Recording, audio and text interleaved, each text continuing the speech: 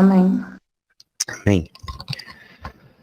Senhor, nosso Deus e nosso Pai, nós te agradecemos, Senhor Deus, por mais um dia de vida. Te agradecemos, Senhor Deus, pela tua presença, pelas tuas infinitas bênçãos sobre a nossa vida. Te agradecemos pela nossa casa, pela nossa família. Te agradecemos também, Senhor Deus, por este tempo. Pedimos, Senhor Deus, que não fique limitado àquilo que eu vou dizer, àquilo que eu sei, mas eu declaro, Pai, a minha completa dependência do teu Espírito Santo. Que o Senhor possa vir, nos abençoar, abrir o nosso entendimento, levar-nos mais perto do Senhor, que o Senhor possa multiplicar, Pai, toda a informação, tudo aquilo que vai ser ministrado, Pai, e que nós possamos crescer na graça e no conhecimento de Deus. Senhor Deus, eu oro por cada membro da escola bíblica, da Igreja Ser, por cada membro, e eu peço, Senhor Deus, derrama sobre eles a tua graça, a tua bênção, Senhor Deus, que todo o impedimento, Pai, caia por terra. Gera fome e sede nos teus filhos, Pai, para aprender, para estar mais perto de Ti, para ouvir a Tua palavra. Que o Senhor possa, Pai, gerar essa fome, essa sede no coração de cada um. Que nós possamos nos dedicar com graça, com humildade, para ouvir a Tua voz, Senhor Deus. Porque não sou eu, é o Senhor. O Senhor é o centro de todas as coisas. Nós nos reunimos por causa de Ti. E eu te peço, que todos aqueles, Pai, que assistirem esse vídeo ou ouvirem esse áudio depois, possam ser abençoados na mesma medida. Que o Senhor possa visitar o coração, abrir o entendimento e derramar bênçãos sem fim sobre a vida de cada um, Pai. É o que eu te peço e te agradeço em nome de Jesus. Amém, queridos? Amém. Amém. Nós estamos então na nossa 7ª aula hoje, né? Nós vamos hoje dar o encerramento ao estudo do Sermão do Monte, né? Foram 3 aulas, né? Hoje o texto base era Mateus 6 e 7. Então hoje nós vamos abordar tudo aquilo que o Senhor conclui dentro aí do Sermão do Monte, né? Então, na última parte do Sermão do Monte, Jesus aborda aspectos da espiritualidade individual. Né? Eu sei que eu já sempre tenho falado sobre a espiritualidade individual, né? Sobre as práticas individuais, né? E nessa parte do Sermão do Monte, o Senhor tem um certo interesse, né, em corrigir a prática dos fariseus. Então, por isso que ele atinge esses pontos que são pontos individuais. A ênfase estará na prática discreta e desinteressada da piedade. Por quê? Porque naquela época os fariseus estavam muito preocupados em exibir a sua espiritualidade, a sua bondade, o seu conhecimento, né, em fazer obras de justiça na frente das pessoas, para que eles fossem reconhecidos. Só que a piedade, né, eu já fiz um estudo sobre piedade, inclusive já preguei sobre piedade, ela não exige aplausos, ela não busca aplausos, porque a piedade, ela significa devoção legítima a Deus. E quando a gente tem devoção legítima a Deus, a gente não quer ser visto. Pelo contrário, se a gente pudesse esconder, por isso que eu digo que um dos ministérios assim mais, vamos dizer, mais justos, né, é o ministério da intercessão, é um ministério que não aparece, mas é um ministério que ora pelas pessoas, um ministério que está ali por trás, sempre buscando a presença de Deus e ao mesmo tempo tem intimidade com Deus. Deus o recompensa com a sua presença, aqueles que estão buscando sem buscar aplausos, né? Eu acho que essa é a palavra-chave aí da coisa. Então não há algum valor em ostentar a bondade, em fazer algo para ser visto pelos homens. Este ensino atingia frontalmente as práticas farisaicas e ainda hoje atinge as motivações erradas que podemos usar para fazer o bem. Então aqui o Senhor está corrigindo nessa primeira parte, né? A gente vai ver que ele vai corrigir esse exibicionismo, toda essa coisa de demonstrar, de exigir aplausos dos homens, né? Ele está corrigindo isso para levar o homem à humildade. Como eu sempre falo, o nosso papel na igreja é coadjuvante, né? O protagonista dessa história é Jesus. A gente está aqui para auxiliar, para fazer a nossa parte, para crer, para se aproximar dele, crescer na graça, mas ele que é o protagonista de tudo, tá bom? Então, a primeira parte do Sermão do Monte, ele está falando sobre as disciplinas espirituais, ele está corrigindo a prática dessas devoções que o povo tinha naquela época. Quais eram essas práticas? Nós vamos falar aqui de 3 ou 4 práticas, são 3, que eram as práticas mais comuns naquele tempo, né? Que a primeira delas é a esmola, tá no capítulo 6, do versículo 1 ao 4, era comum a prática do marketing pessoal, ou seja, divulgar os atos de beneficência com grande estardalhaço. Ao recomendar a descrição, Jesus golpeia mortalmente o orgulho e a falsa generosidade. Fazer propaganda de sua bondade é querer ser glorificado pelos homens. É um ato de grande vileza, pois usa a necessidade alheia para se engrandecer. É aquela história do cara, do missionário, ele sai aqui do Brasil, vai lá para a África, aí ele chega lá, tá todos aqueles menininhos lá, né, tudo magrinho, passando fome, passando necessidade. Aí o que ele faz? Ele ajuda, ele leva o alimento, né? Ele faz, só que ele tira uma selfie. E aí ele posta na rede social que ele tá ajudando as pessoas, né? Até queria compartilhar com os irmãos. Uma vez eu participava de alguns grupos cristão, até mesmo no Telegram eu participava de vários grupos de cristão e tal, e uma das coisas que mais me incomodava é que tinha alguns irmãos que, por exemplo, iam orar, aí tirava foto de joelho e postava no grupo para mostrar para os outros que estavam orando, né? Aquilo começou a me incomodar numa medida, eu falei, meu, eu preciso sair desse grupo, tô perdendo tempo aqui, né? Porque as pessoas queriam mostrar que elas eram boas, que elas realmente eram cristãs de verdade, e aí aquilo era extremamente chato, né? Alguma coisa assim, extremamente ruim pra gente. A gente quer ver Cristo ser glorificado, né? Não. Então, os fariseus tinham essa necessidade. Opa! Os fariseus tinham essa necessidade de aparecer, de mostrar os seus dons, de mostrar os seus atos que eles faziam, e as esmolas, né, que na verdade no hebraico é o tzedakah, é o fazer justiça de Deus, era quando as pessoas exerciam justiça para com os outros. Então por isso que a esmola era muito comum naquela época, né? A tradução mais correta seria fazer justiça, mas no Novo Testamento é escrito esmolas. Então os fariseus utilizavam até disso para se engrandecer, para mostrar quanto eles eram bondosos, tá? Um outro ponto, que é um ponto que eu tenho pregado, estudado e falado muito, que é sobre oração. Tá? A oração, o Senhor vai corrigir lá no capítulo 6, do versículo 15 do 5 até o 15. Outra forma de demonstrar uma falsa espiritualidade era uma oração nas praças e sinagogas. Longas preces em alta voz impressionavam muitas pessoas que transitavam por ali, mas não granjeavam quaisquer benefícios para aqueles que os emitiam. Seu objetivo não era uma comunhão sincera, íntima com Deus, mas os serem vistos pelos homens. Até um ato solene, e aqui eu quero que vocês guardem, né? Guardem essa parte no coração de vocês. Até um ato solene, um ato piedoso, como oração, pode ser corrompido pela má intenção do coração. É aqui que encontramos a famosa oração do Pai Nosso, que é um modelo para orarmos de acordo com a vontade de Deus. Então perceba que eu posso pegar qualquer coisa, e se o meu coração estiver corrompido, eu não vou receber nenhum benefício de Deus, inclusive na oração, né? Porque eles gostavam de orar em praças públicas, ir lá e fazer longas preces eloquentes, falando coisas bonitas, né? Falando durante muito tempo. E o Senhor não. Ó, quando vocês forem orar, vai pro seu quarto, fecha a sua porta, você não precisa de plateia. Quem tem que te ouvir é Deus. O maior ensinamento que a gente aprende na oração é esse. Quem tem que ouvir essa oração é Deus. Não é o outro. Tem gente que fala, eu vou orar em alta voz para que o inferno me ouça. Não, não, não. Quem tem que ouvir essa oração é Deus. Essa chamada de Jesus para entrar pro quarto, fechar a porta, exatamente por isso. Primeiro, quem tem que ouvir é Deus. E segundo, você não precisa de aplauso pelas coisas que você fala, né? Em um dos estudos que eu fiz sobre oração, num dos livros que eu li, eles falam que as nossas orações públicas, ou seja, orações onde tem pessoas ouvindo, ou orações comuns, tem que ser orações simples, sucintas, não orações extensas, né? Por quê? Porque a oração é um momento de intimidade. Não que a gente não possa fazer ela junto com as pessoas, não é isso, de jeito nenhum. Porém, as nossas orações públicas, eu costumo dizer, eu sei, eu já falei isso inclusive, né? As minhas orações mais sinceras, eu faço de joelhos, ninguém nunca soube o que eu falei. Né? Aquela oração que você fala, caramba, se eu anotasse, como é bonita, mas você para e pensa por muito, não, isso é o meu ego falando. Quem tem que ouvir é Deus, e ele eu sei que tá ouvindo, independente da palavra que eu usei. Porque às vezes é melhor a gente ir para orar com o coração sincero, com poucas palavras, do que com muitas palavras e com o coração vazio.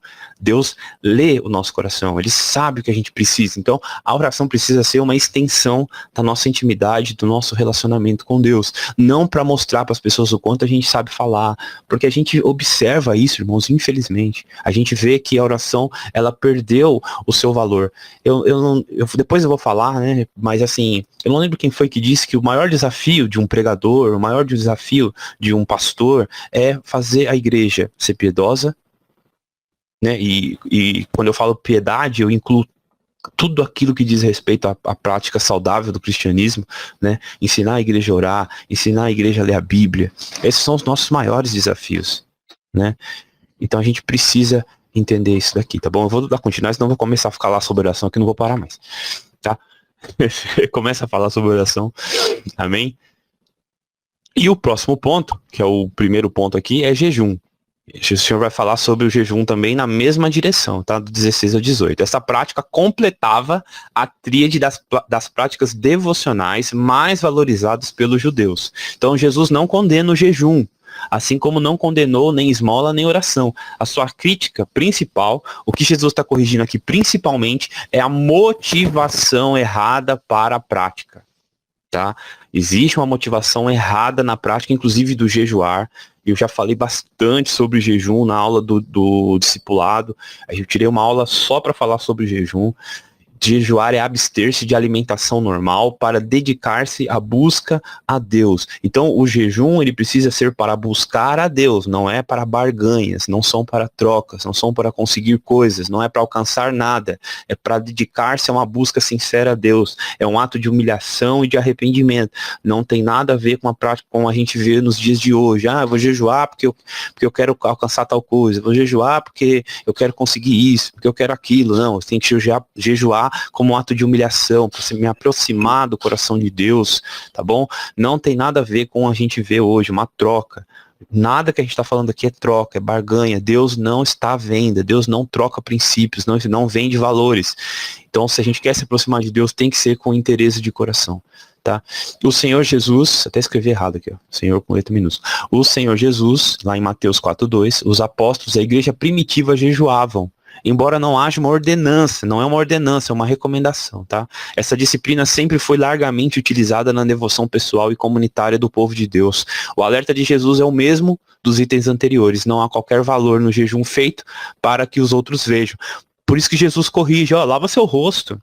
Fica falando pros outros que você está jejuando, não, para olhar para sua cara e você fala, é porque eu estou jejuando, porque eu sou muito espiritual.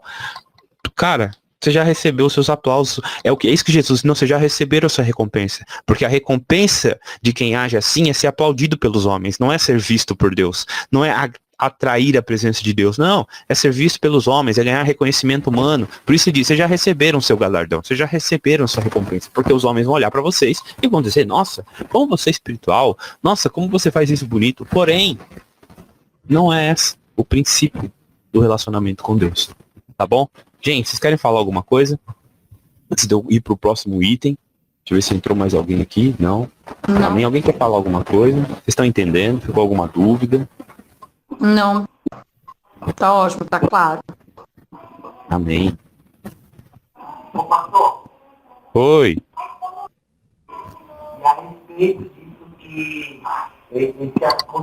Irmão, fala um pouquinho mais perto. Sua voz está muito baixa, eu não estou conseguindo ouvir. Fala mais perto do telefone aí. Esse assunto que o senhor está abordando aí é muito interessante.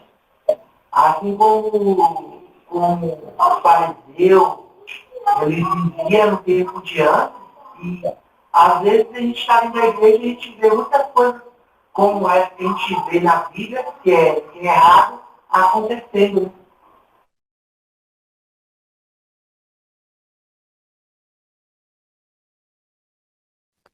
Sim, irmão, é verdade. Esses pontos, né? Inclusive, como eu já comentei, eu já vi muita gente com a motivação errada fazendo. Né? Como eu já disse lá do grupo que eu participei, onde o pessoal ficava postando, tô orando, tirava selfie de joelho, eu não sei como que consegue, né? Selfie com a Bíblia aberta, querendo dizer, tô estudando a palavra. Aí eu ficava observando aquilo e falei, meu, que coisa estranha, né? Então a gente vê essas coisas assim, porque o coração do homem é enganoso. A gente quer, lá no fundinho, a gente quer que as pessoas admirem a gente.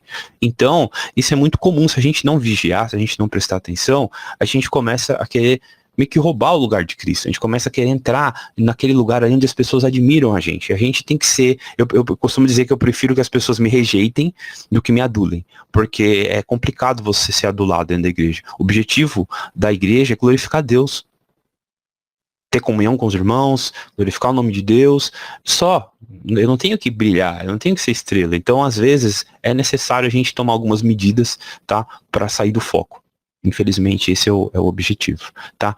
Vamos lá, então aqui o Senhor está corrigindo na segunda parte aqui do sermão, né, depois aí do versículo 19 para frente, ele vai começar agora a corrigir algumas prioridades que nós temos que ter na nossa vida, e uma delas é o dinheiro.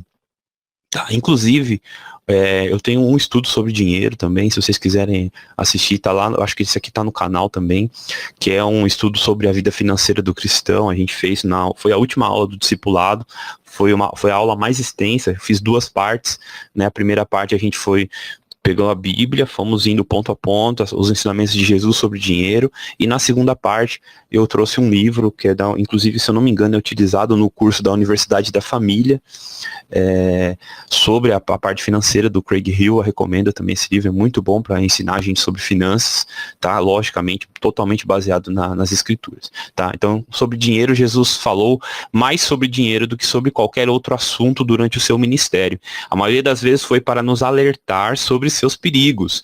No Sermão do Monte, a espinha dorsal do ensino de Cristo, ele fez questão de citar as riquezas, porque ele sabe que é uma questão vital em nosso relacionamento com Deus, tá? Então, primeiro ponto, a perspectiva da eternidade deve nortear o coração do verdadeiro crente. Então, a forma como a gente lida com o dinheiro indica como anda a nossa espiritualidade. Porque onde estiver o teu tesouro, aí estará também o teu coração. A vida com Deus perverte a lógica humana e avarenta de que é preciso ter e acumular cada vez mais coisas.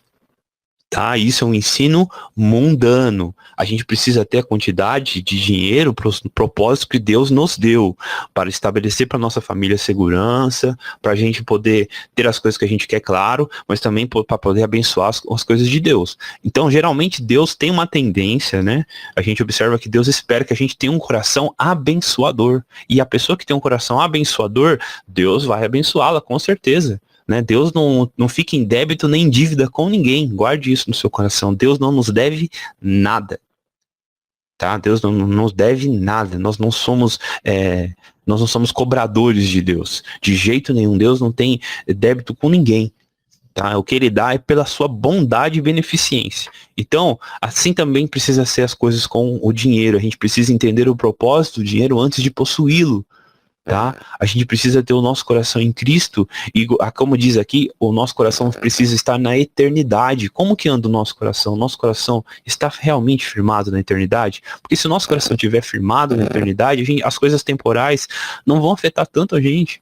Não vou dizer que nunca vai afetar, porque a gente é falho. Porém, se a gente tiver fixo lá, quando vir uma tempestade, quando vir uma dificuldade, a gente vai se apoiar, poxa, eu sei que Deus é comigo, isso vai passar, isso não é para sempre, tá? Então, é muito importante a gente guardar isso no nosso coração. Então, aqui ele ensina pra gente uma forma de entender. Onde está o seu tesouro? O que é isso que ele tá falando? Tesouro é aquilo que é importante. O que é importante para você? Está aqui ou está no céu? Essa é a pergunta que você tem que se fazer para entender a motivação do seu coração. Porque às vezes a gente esquece que o nosso maior prazer é estar com Cristo lá na glória. Não é aqui. Aqui é passageiro. Aqui a gente vai ter, claro, que a gente pode aproveitar o melhor dessa terra, pode, mas o nosso coração tem que estar onde? Lá no céu. Uma coisa é usufruir, outra coisa é ser possuído pelas coisas. Infelizmente a gente é possuído, o nosso coração, a nossa mente idolatra as coisas, e aí a gente perde a perspectiva do céu. E a gente precisa estar com o nosso coração lá em Jesus. Depois, olhos bons e maus. Raramente fazemos a correta conexão destes versículos sobre os olhos com seu contexto imediato, que é um ensino sobre as riquezas. De fato, o que o Senhor está dizendo é que os olhos bons são aqueles que conseguem, como Moisés, ver o invisível, fixando-os no eterno e não nos tesouros do Egito. Se não conseguirmos por fé enxergar a vida desta forma, estaremos em grandes trevas, cegados pelo desejo de ter cada vez mais o que vale cada vez menos. A gente tem essa tendência a desejar as coisas da terra, as coisas que se perdem, como Jesus falou, as coisas que a ferrugem come, que a traça come, essas coisas a gente busca, a gente corre atrás, a gente se mata por causa dessas coisas, porém essas coisas são passageiras. A gente tem cada vez, e o nosso desejo por essas coisas aumenta, porque está diretamente relacionado com a concupiscência do nosso coração. Então a gente está cada vez querendo mais, ter mais, ser mais visto, ter mais poder, ter mais influência. Só que isso são desejos do homem mundano, do homem carnal. Nós somos nova criatura. O nosso coração, os nossos desejos, nossas vontades precisam estar nas coisas de Deus. A nossa vida é passageira. Tá? Então, o que está falando? Quem são aqueles que têm os olhos bons? Os olhos bons estão direcionados às coisas de Deus. estão direcionados aos tesouros eternos. Eles não estão olhando o tesouro do Egito, eles não estão olhando as coisas da terra, porque o Egito é o mundo de onde Deus nos tirou, né? A possessão das trevas, o domínio das trevas, nós somos resgatados de lá. Então a nossa visão precisa estar no reino celestial, para que a gente não seja enganado, para que a gente não seja levado aí por qualquer vento de doutrina, por qualquer situação passageira. E 3, o dinheiro será sempre uma bênção quando for servo. Isso aqui, inclusive, eu uso exatamente essa frase também no discipulado, tá? Ele será uma bênção quando for servo e será sempre um laço quando for o Senhor, quando for aquele que te domina. Mas não é uma questão somente de dominar o dinheiro ou ser dominado por ele. É uma questão de saber se somos submissos a Deus. Ele é quem deve mandar em nossas vidas, o que inclui o nosso dinheiro. Então, assim, não é uma questão de ter o domínio, ter o controle, o conhecimento para dominar o dinheiro. Não. Você precisa ter isso? Claro que precisa. Mas, acima disso, e primariamente, você precisa ser submisso a Deus.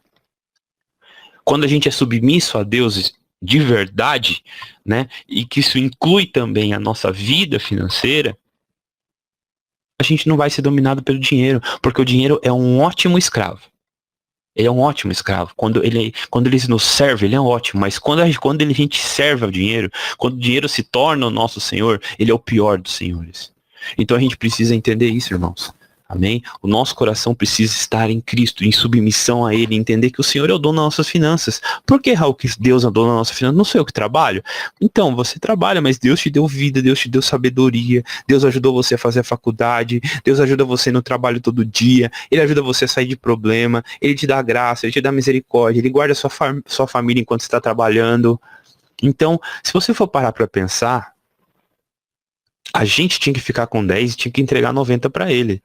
Ou, não tô falando pra você dar o dinheiro pra igreja, não é isso. Mas ele é dono de tudo, a gente devolve os 10% por honra a Deus. E é lógico que isso não inclui somente o dízimo, mas a nossa vida financeira como um todo, que inclui a maneira como a gente trata as nossas contas, o como a gente gasta, quais são as coisas que a gente implica o nosso dinheiro, como a gente aplica ele. Então, não inclui somente o dízimo e as ofertas, né? Porque a nossa vida financeira não se resume só nisso, a gente tem todo um contexto de como a gente gasta, né?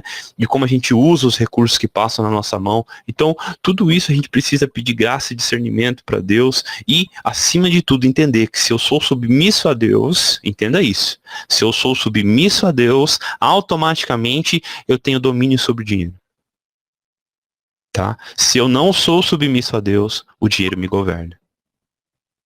E aí a gente precisa entender o nosso coração e a nossa vida, saber o que está governando a gente.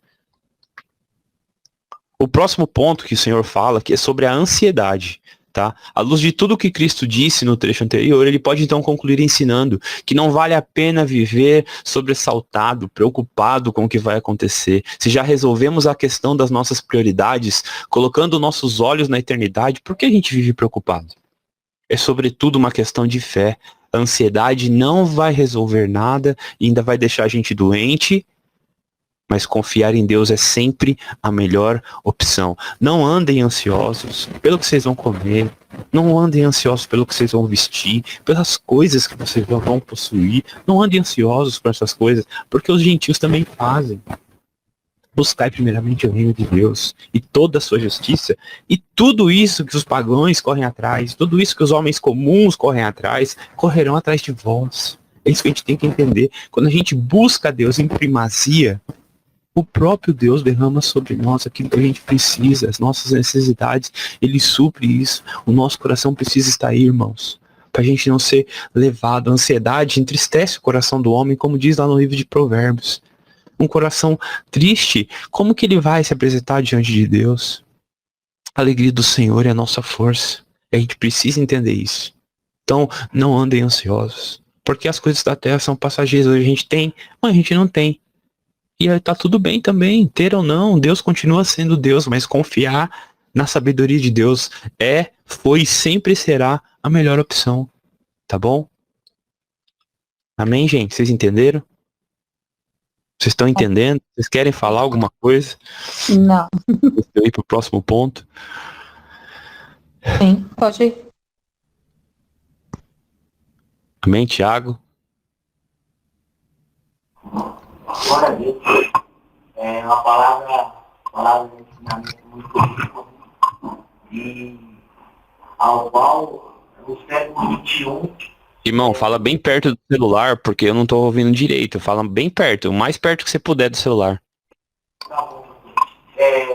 Palavra muito rica essa daí que a gente está tomando essa aula, né? Tem poucos lugares que a gente ouve essas coisas de ensinamento.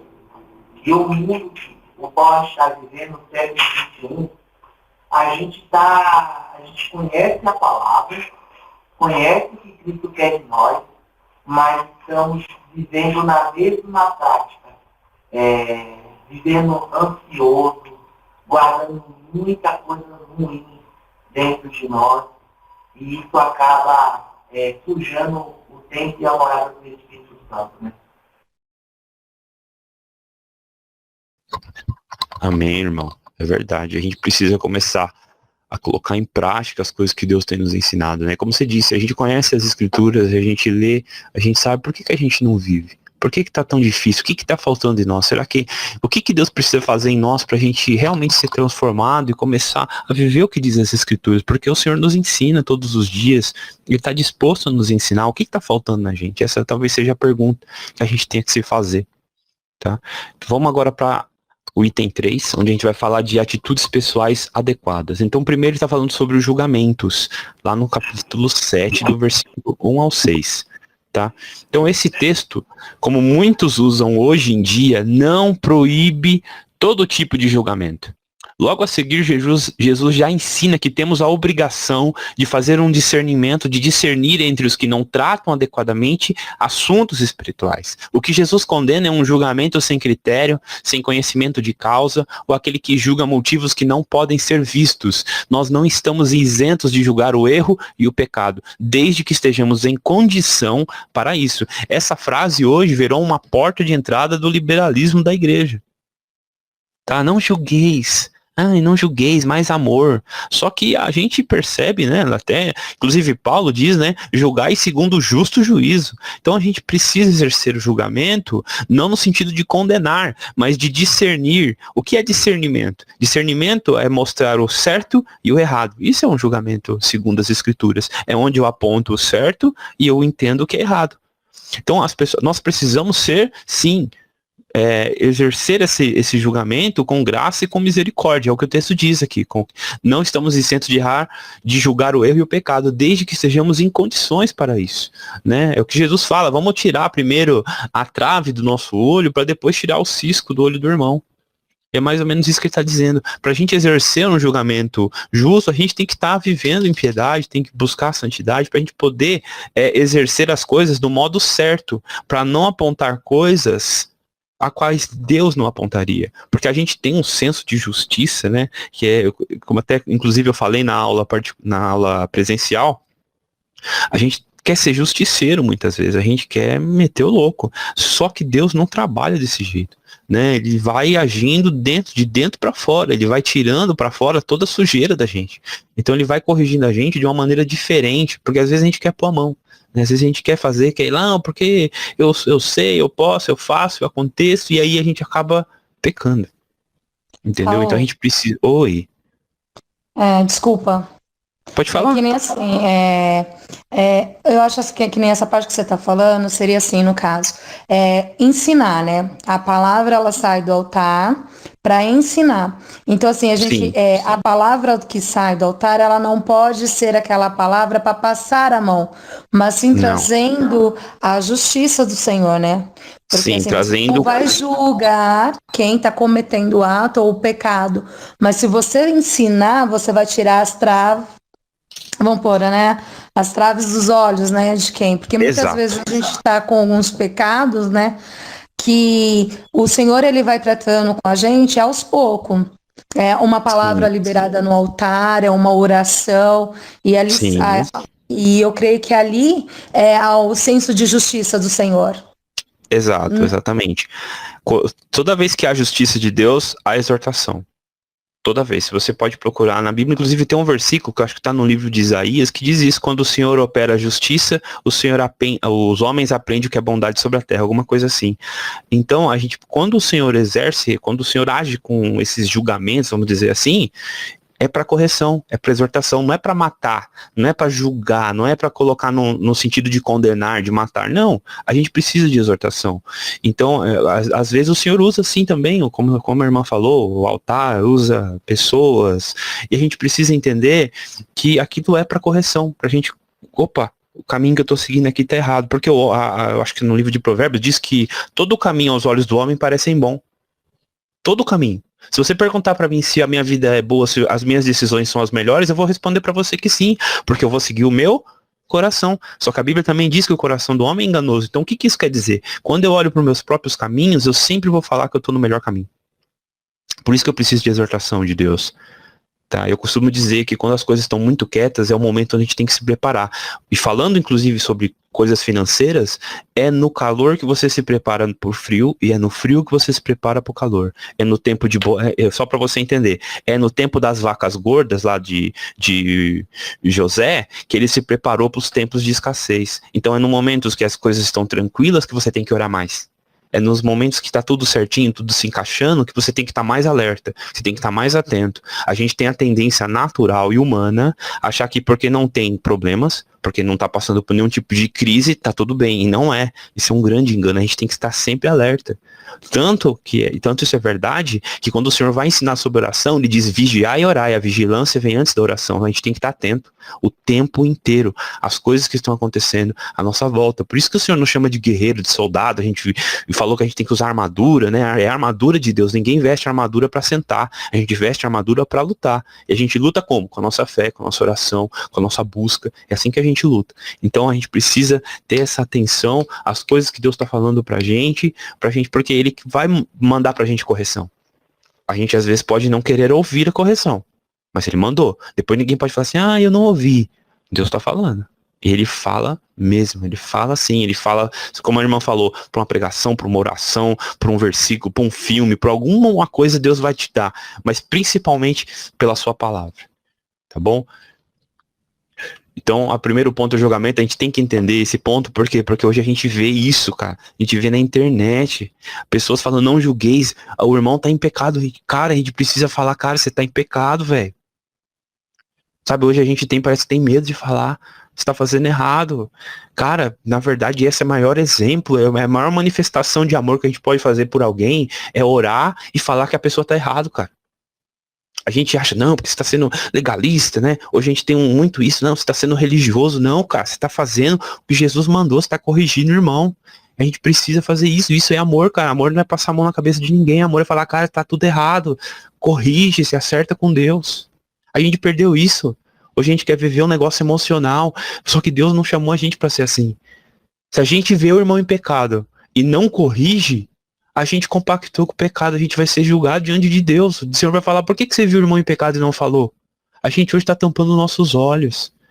Eu não tô falando aqui para ninguém sair metendo louco, xingando ninguém, não é isso. Mas a gente precisa entender isso e agir corrigindo, falando, tá errado aqui, faz diferente. Se a pessoa vai aceitar ou não, aí é um problema dela com Deus.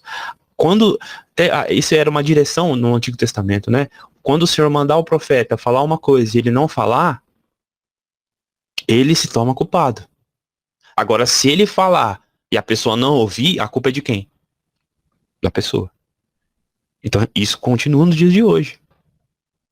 A gente tem a nossa parte de fazer. Se a pessoa vai aceitar ou não, é ela com Deus. Fale, corrija, não é assim, pode ser diferente. Amém?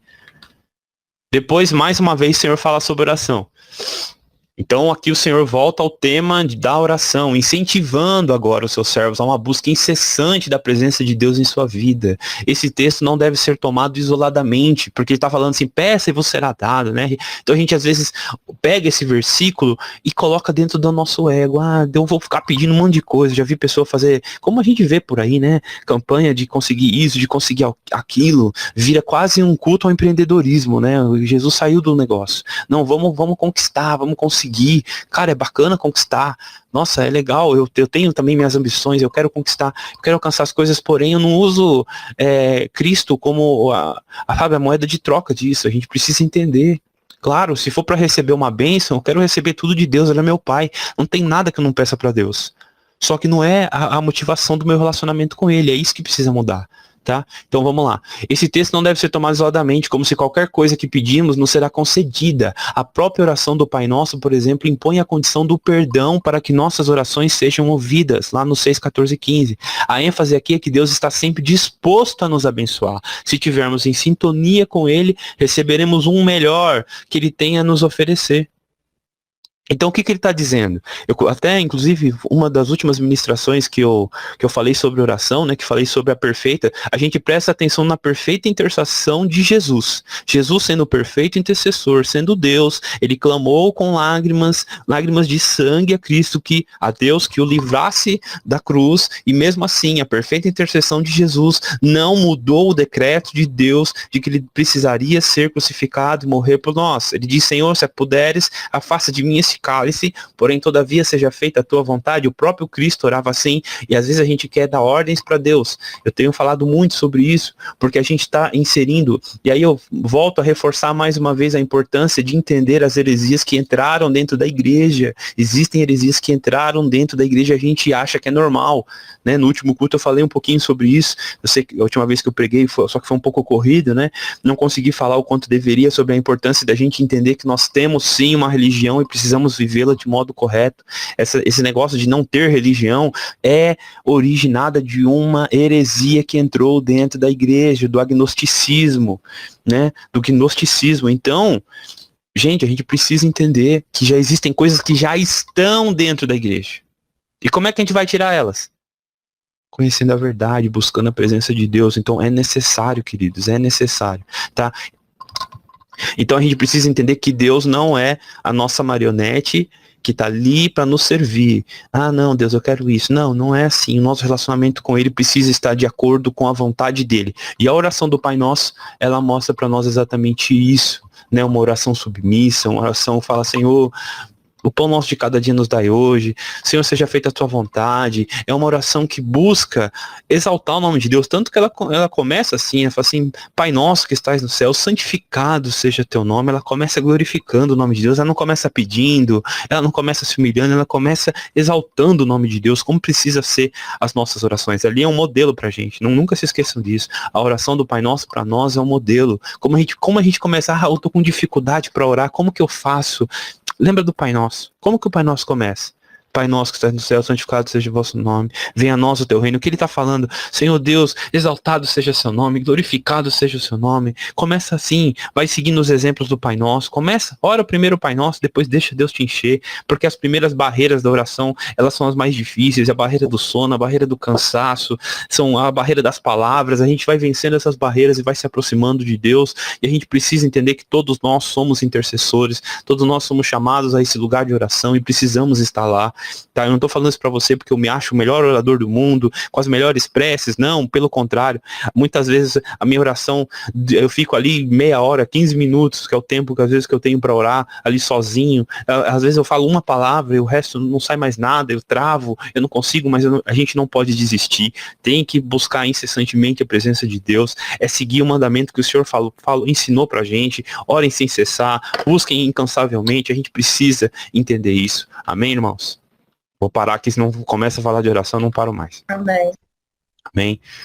Depois, a lei de tratamento. A lei de tratamento é a lei do relacionamento com as pessoas, né? É uma lei áurea, já era conhecida e ensinada por outros rabinos, mas Jesus consagra com autoridade. Ele deu o maior exemplo de amor ao próximo, entregando sua própria vida em favor de todos, dentro do contexto do sermão. Podemos inferir que nem sempre estamos dispostos a tratar nossos semelhantes como esperamos que Deus nos trate, quando nos aproximamos dele com pedidos e expectativas. O que esse tá falando pra gente? O que é essa lei áurea? A lei áurea é aquela lei que a gente vai fazer para os outros aquilo que a gente gostaria que Deus fizesse por nós, né? Então, só que isso daí não é fácil. Essa lei, ela leva pra gente para um lugar de humildade, porque muitas vezes a gente vai ter que engolir a seco a nossa vontade de se vingar, a nossa vontade de meter o dedo na cara e falar um monte. A gente vai ter que conter isso e agir da maneira que a gente gostaria que os outros fizessem a nós, que a gente gostaria que Deus fizesse por nós. E a gente tem que entender isso, porque isso não é fácil, irmãos. A gente precisa de graça de Deus para fazer isso. A gente precisa de misericórdia de Deus para fazer isso. E um pouquinho de fé. Se aproximar de Deus com fé, pedindo, Senhor, me ajuda a exercer para essa pessoa a maneira que ela precisa ser tratada, não a maneira que eu quero, não a maneira que ela merece, né? Eu sempre falo sobre isso. O mundo pode querer te ensinar que as coisas são meritocráticas, porém as coisas de Deus não são, as espirituais não são. É por graça, é por amor, é por benignidade de Deus. E a gente tem que entender o tamanho do amor que Deus operou por nós, nos perdoando, nos salvando, mesmo não encontrando em nós nada que nos desse esse mérito, nem inclusive a nossa fé, porque a fé não é meritocrática, ela não é meritória, a fé é instrumental. Então, senão a gente vai começar a agir como eu tinha falado, como justiceiros. A gente precisa agir dessa maneira. Eu sei que não é fácil, nem sempre a gente está disposto. A gente não está disposto muitas vezes, mas a gente precisa pedir disposição a Deus para agir dessa maneira, tratar as pessoas como a gente gostaria de ser tratado. Essa é a lei áurea, é isso que a gente precisa guardar. Aqui o Senhor está ensinando como viver com as pessoas. Como que você vai se relacionar com as pessoas? Faça para ela o que você gostaria que elas te fizessem. Simples assim. Muitos problemas de relacionamento seriam curados se a gente entendesse isso. Nossa, muita coisa ia ser resolvida se a gente entendesse esse princípio tão simples. Mas a gente é difícil. Mas o Senhor vai nos dar graça. Depois, frutos. A vida no reino é diferente. Precisa haver uma distinção entre o que serve a Deus e o que não serve. Malaquias 3,18. Falsos profetas se introduziram no meio do povo de Deus, mas os resultados nefastos de seu ensino seria uma maneira fácil de desmascará-los. A confissão de fé, Jesus Cristo é Senhor, tem que ser necessariamente acompanhada de uma mudança de vida, caso contrário é uma fé morta. Então, por que a gente precisa frutificar? A nossa frutificação não é que nos salva, mas quando a gente é salvo, a gente vai frutificar para o reino. Tá? E por que existe essa frutificação? Para haver uma distinção. Aqui você está falando, pelos frutos conhecerei os falsos profetas. Pelos frutos, que são esses frutos? Obras de justiça. Pelos frutos vocês vão conhecê-los. Por quê? Porque a mentira não se sustenta. Uma hora ela cai por terra, uma hora que ela vem à tona, porém as coisas de Deus permanecem. Por isso Jesus diz, eu oro para que vocês tenham fruto e os vossos frutos permaneçam. E tudo que vocês pedirem vos será dado. O que ele está falando? Quando os nossos frutos permanecem, significa que nós estamos inseridos na videira verdadeira. Então as nossas orações serão o quê? Serão a vontade de Deus. Como que Deus não vai atender a própria vontade dele? Se os seus filhos clamam. Vocês estão entendendo, irmãos? Então nós precisamos frutificar, mas nós só vamos frutificar quando nós estivermos enxertados verdadeiramente, profundamente na videira verdadeira. Entenda que frutificar não é ter um ministério. Frutificar não é fazer coisas para Deus. Frutificar é ter sombra para as pessoas cansadas. Frutificar é ter uma boa palavra para a pessoa que está desanimada. Frutificar é amar o seu marido e sua esposa. Frutificar é buscar a santidade, é buscar o arrependimento. Isso é frutificação. É orar não para as pessoas verem quanto você sabe orar. É buscar Deus independente se você vai ter aplauso, até mesmo porque nem deveria passar pela sua cabeça a ideia de ser aplaudido porque você faz alguma coisa para Deus. Amém? Amém, gente? Vocês estão entendendo? Vocês querem falar alguma coisa? Vocês estão muito quietinhos hoje. Sei que tem pouca gente aí. Não, mas tá ótimo. Amém. Vou partir para o próximo ponto, então.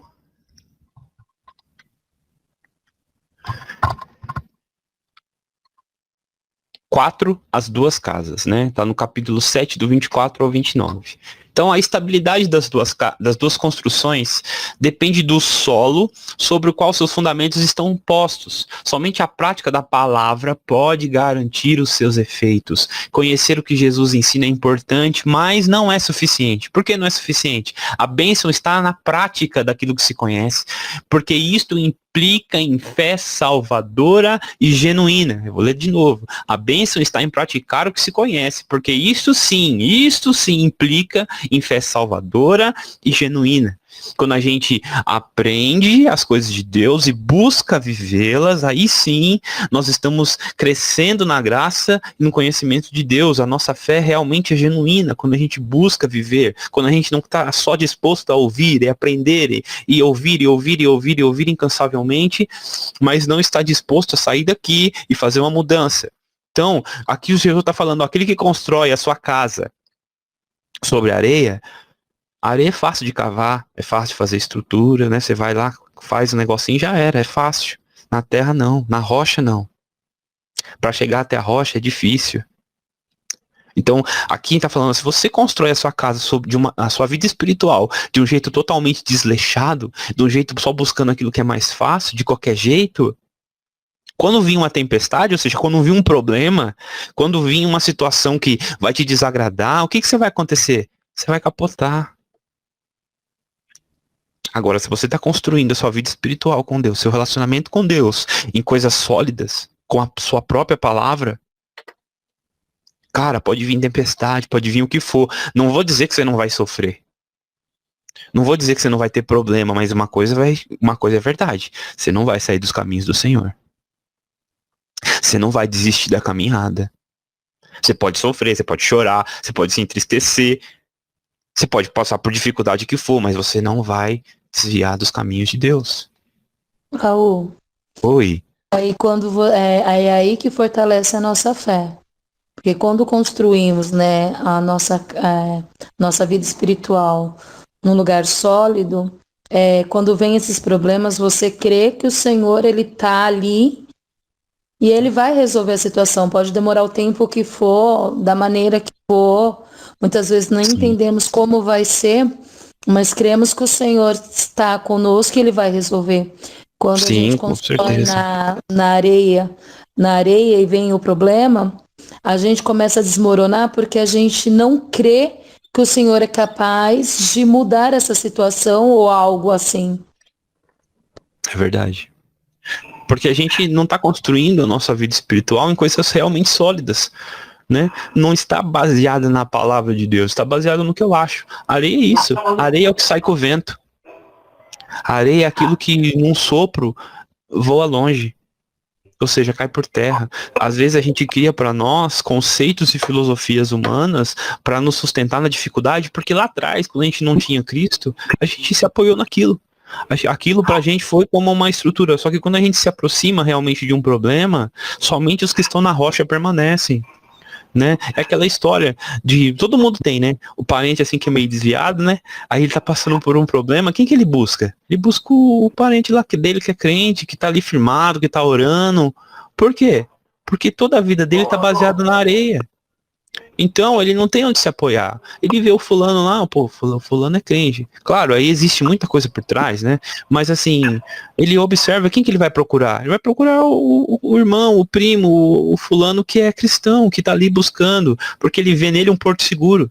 Porque a vida dele não está construído na imagem dele, não está construído no talento, não, está construído em Jesus. Então, ele vai ter fundamento para suportar. Porque a ideia aqui é essa, é o fundamento. Qual é o fundamento que te faz suportar a tempestade? É a rocha, é Jesus. Todo outro fundamento, todo o resto é areia. Todo o resto é pó. Todo o resto não vai te garantir nenhum tipo de segurança. Oi. E entendo também que nós somos discípulos dessa geração. O discípulo de Irmão, fala mais perto do celular, tá muito baixa a sua voz. Eu não consigo ouvir direito. Fala mais perto aí. Eu tô falando pertinho do celular. Então, os discípulos de antes, quando Jesus levava eles para o deserto, era um meio de aprendizado, né? E nós somos os discípulos de hoje. Jesus, ele vai nos levar para o deserto, fazer a gente passar por situações que é para a gente aprender a suportar a aflição que vai vir sobre a face da terra, sobre nossas vidas. Mas hoje nós não suportamos. Porque se a gente for analisar e pensar a forma que a gente está vivendo, a gente está mais murmurando da vida do que agradecendo. Você para pensar só um pouquinho da situação. Hoje, a gente está passando, né? Se a gente sair na rua de noite, tem pessoas dormindo embaixo da marquise, né? Com um pedaço de pano, e a gente está dormindo em cima de uma cama, um agregão, um colchão, ortopédico, e às vezes a gente está murmurando da vida, porque a gente nada está bom para nós, porque a gente tem de tudo.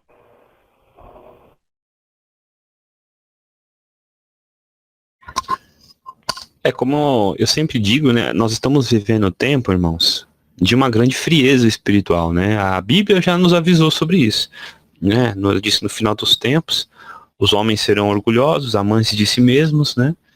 E o amor, por causa da iniquidade, o amor de muitos iria esfriar. E o que tem acontecido? Porque a iniquidade é quando o pecado torna-se comum para você. A iniquidade é quando o pecado se instala e ele começa a ser agora o paradigma pelo qual você olha a vida. Onde você se acostumou com ele a tal ponto, aonde ele começa a ser, muitas vezes, os óculos pelo qual você olha o mundo. Então, a iniquidade tem crescido cada dia mais. E a gente vive tempos assim, todos nós somos contaminados por essa iniquidade. Nós perdemos o senso de humanidade, a gente não se preocupa com o outro. A gente acha que sempre as pessoas estão querendo passar a perna na gente, sempre as pessoas estão querendo tirar vantagem da gente. Às vezes a gente deixa de fazer algumas coisas exatamente também por isso, né? Por aquele medo de ser humilhado. Eu não vou fazer isso porque eu vou ser humilhado. A gente perdeu a noção de que, por exemplo, Cristo foi humilhado pelas coisas que ele cria. Então a gente quer ser exaltado num mundo onde o nosso Senhor foi humilhado. É muito interessante, mas isso aí é por quê? Por causa dos paradigmas, das crenças que a gente tem. As nossas crenças hoje não são mais baseadas nas escrituras. Num contexto geral, a gente conhece mais os conceitos mundanos do que os princípios bíblicos. Então é natural, o mundo é assim. Como o irmão falou, né? A gente passa na rua, vê os mendigos, a gente passa por cima, nem se importa. E é verdade. A gente perdeu a humanidade, a gente perdeu o senso, o ponto de vista de Deus para olhar para as pessoas. Então isso aí, infelizmente, ainda hoje é uma coisa comum. Amém? Então, a nossa lição do dia, né? A vida cristã é um estilo de vida, não é a adoção de rituais ou cerimônias religiosas de valor apenas exterior. Quando praticamos nossas devoções, devemos ter em mente que elas servem para nos aproximar de Deus e transformar nossas vidas à sua imagem e semelhança. O contato com o sobrenatural tem o propósito de fazer com que nossas vidas naturais reflitam o brilho da sua glória. Então, ser cristão não é seguir regras, ser cristão é amar a Cristo, é ter uma religião sadia, saudável, como diz as Escrituras, é buscar esse relacionamento com Deus por meio disso, baseado na palavra de Deus. Por isso eu preciso do relacionamento constante com ela, por isso que eu preciso dos estudos bíblicos, por isso que eu preciso da escola bíblica, para me aproximar de Deus. Não que eu sou dependente disso, não, mas quando a gente aprende em conjunto, a gente multiplica o conhecimento. Então a gente tem que aprender isso, buscar a palavra de Deus, buscar aprender dela, aprender cada vez mais. Para quê? Para que a gente possa crescer na graça e no conhecimento de Deus. Esse é o objetivo. Então, ser cristão não se trata de adotar nenhum tipo de rito, não é fazer parte de nenhum tipo de cerimônia, mas sim, quando nós mudamos a nossa maneira de viver e adotamos práticas de devoção legítima, práticas de piedade. Amém? Lembra disso, espiritualidade individual. O que é essas práticas de espiritualidade individual? São as devoções. Só para você entender, o exercício que eu faço na academia fortalece os meus músculos, não o seu. Então, cada um de nós precisa orar, cada um de nós precisa ler a Bíblia, cada um de nós precisa buscar a presença de Deus, ainda que em conjunto a gente possa, sim, receber a presença de Deus, porque Deus é Deus e Ele faz do jeito que Ele quer, porém, Ele espera que depois que a live termina, Depois que o culto termina, depois que você chega na sua casa, esse culto precisa continuar dentro de cada um de nós. O culto não termina, assim como a escola bíblica não termina daqui a pouco e já era, ela continua durante a semana. A mesma coisa precisa ser o nosso culto, precisa ser o nosso relacionamento com Deus. Acabou o culto? Amém. Agora eu vou cultuar a Deus sozinho, vou cultuar a Deus com a minha família, vou buscar a Deus aqui no meu trabalho, vou dar um jeito, mas eu vou permanecer constantemente buscando a presença de Deus aonde eu estiver, porque senão eu vou ser como aquele que cria, que constrói a sua casa sobre areia, ou seja, que depende das circunstâncias para tomar as decisões. Escolhe as facilidades, amém? Deus não chamou a gente para viver um cristianismo de facilidades, Ele chamou pra gente para viver um cristianismo santo, um cristianismo legítimo, e muitas vezes isso vai exigir de nós muitos desconfortos, muitas coisas que não vão ser agradáveis aos nossos sentidos, mas que vão ser agradáveis a Deus, como disse o irmão, porque ali, quando o Senhor nos leva para o deserto, é para o nosso treinamento, é para o nosso fortalecimento. É claro que a gente não gosta de passar dificuldades, é claro que a gente não gosta de sofrer, porém às vezes é necessário, é extremamente salutar pra gente passar por isso. Amém? Amém, queridos? Até aqui. Amém. Antes das perguntas, alguém quer falar alguma coisa pra gente começar aqui? Eu já vou encerrar, só vou ler as perguntas. A gente continua no grupo, eu não quero me estender muito. Já falta 2 minutos para as 11. Amém? Pode falar. Não. Ah, eu achei que você ia falar alguma coisa. Amém, Thiago? Quer falar mais alguma coisa? Opa, tava ficando tão bom e você falou. A minha tava gostando, tava aqui curando mistério, né? Irmão, dessa vez eu não consegui entender nada que você falou. Nada mesmo. A minha tava já curando mistério aqui, tava ficando tão bom. Desculpa, não consegui mesmo. Depois se quiser escrever, eu não tô conseguindo entender. Mas amém. Deixa eu pro próximo slide aqui pra gente ler as perguntas. Opa, calma aí. Aqui, achei. Então, primeira tarefa aí, primeira questão. Anote os itens da oração do Pai Nosso e responda o que não deve faltar em nossas orações. O que é orar de acordo com a vontade de Deus? O que é legítimo pedirmos a Deus? Há circunstâncias que impeçam nossas orações de serem respondidas? Quais? Essa é só a primeira. 2. A ordem de não acumular tesouro sobre a terra proíbe o cristão de ter dinheiro guardado na poupança? Explique sua resposta. 3. Você conhece ou conheceu alguma pessoa que é capaz de fazer qualquer coisa por dinheiro? Amém? Amém. Amém, gente? Para não estender muito aqui... Oi, pode falar. Não, eu só falei. Ô pastor, Oi. tava ficando tão bom que a Néia tava pulando no mistério, o senhor parou. Ô, louco, meu Deus do céu. Agora melhorou seu som. Agora tá perfeito. Continua falando aí desse jeito aí que tá bom. Agora o áudio tá bom. Agora Então, eu tô conseguindo aí o ouvir senhor parou, ela perfeitamente. parou no mistério aqui. Ô, louco, rapaz. Mas aí você podia continuar. Você tava falando em línguas, então por isso que eu não tava entendendo. Ah, tá explicado. Você tava falando no mistério. A última vez aí que você falou tão enrolado aí no áudio aí que eu não consegui entender foi nada. Nem uma sílaba eu entendi. Só saiu um... Eu falei, caramba, meu, que negócio esquisito. Mas amém. Quer falar de agora? Pode falar agora. Agora eu tô te ouvindo. Fala o que você falou.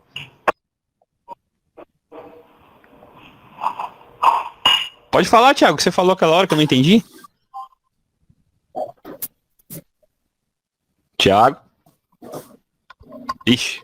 Ô Vamos de pastor, novo. mas parabéns aí, meu irmão, mais uma vez. Pela essa dádiva aí que o Senhor Deus te usou para tratar conosco aí. Amém. Às vezes a gente vai na igreja e fala assim, não, o culto tá falando, não falou comigo hoje, mas não importa a quantidade, né? Importa o que a gente teve aí. E a gente recebeu essa riqueza aí desse dia maravilhoso. Amém, irmão. Glória a Deus. Glória a Deus. Vamos lá. Então, leve para casa. Deus cuida de nós. O segredo da vida feliz é aprender a confiar nesta verdade, sem que ela nos torne acomodados ou indolentes. A fé que nossos lábios professam, para se provar legítima, precisa vir acompanhada de uma vida que descansa nas promessas de Deus. Amém, queridos? Então, eu vou aguardar a resposta de vocês todos lá no grupo, tá bom? Essa semana que passou, ninguém falou nada no grupo. Só eu mandei as mensagens lá das perguntas, ninguém falou nada, ninguém leu, ninguém respondeu. A única pessoas que têm perdão, só que as que já estavam no vídeo comigo, que foi só, acho que a pastora e mais alguém que dá aula passada. O resto, todo mundo ficou devendo para mim as respostas aqui, ó. Tá? Da semana passada ninguém falou um A no grupo, só eu falei, todos os dias da semana, só eu mandei, ninguém nem respondeu.